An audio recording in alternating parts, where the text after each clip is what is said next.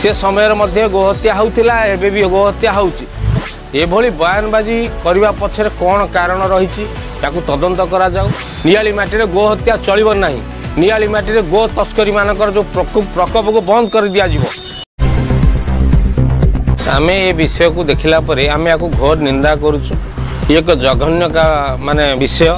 जे गो माता ऊपर एभली बयानबाजी नियाली माटी चलो ना। जो व्यक्ति जो गोपाल घर जो व्यक्ति आज ये बयान देइछंती आमे सुनला परे हमको बहुत आघात लगी। आमे याकू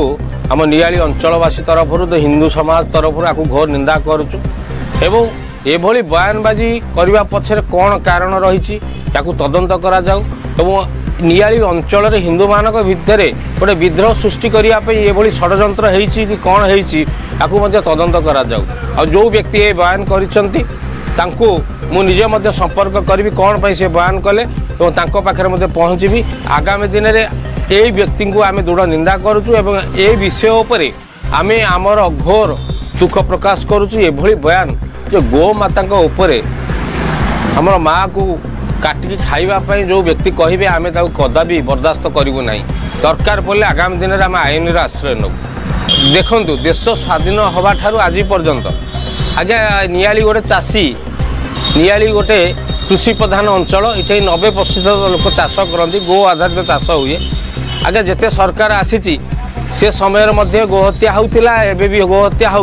किंतु बीजेपी सरकार आसला किसी परिमाण में सेटा कमी किंतु आगुरी जो गोहत्या होता गो चालन होता सरकार सहयोग करते चली किंतु बर्तमान ताहा बर्दास्त करा ना।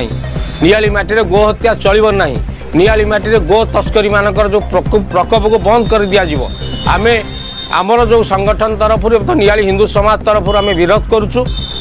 जो सरकार आगुरी प्रोत्साहन दौला नियाली रे आसी विधर्मी माने रहउचंती नियाली रे आसी बांग्लादेशी माने रहिलोनी नियाली से माने गोटे गाँ कर साइलोनी एवं गोहत्या गो चालन करुचंती ताकू मध्य विगत दिन मानक आम विरोध करथिलु एवं विरोधी विभिन्न सरकार मध्य आमको माड़ देइछि आम ना रे विभिन्न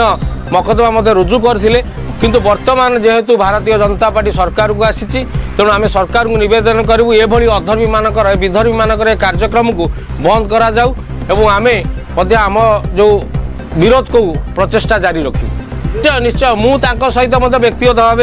कथा मुझे पचारि आज्ञा आप कौन पर ये बयानबाजी कले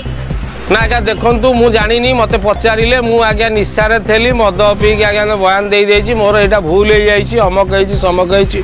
ये जिन बर्दास्त करा जीवनी।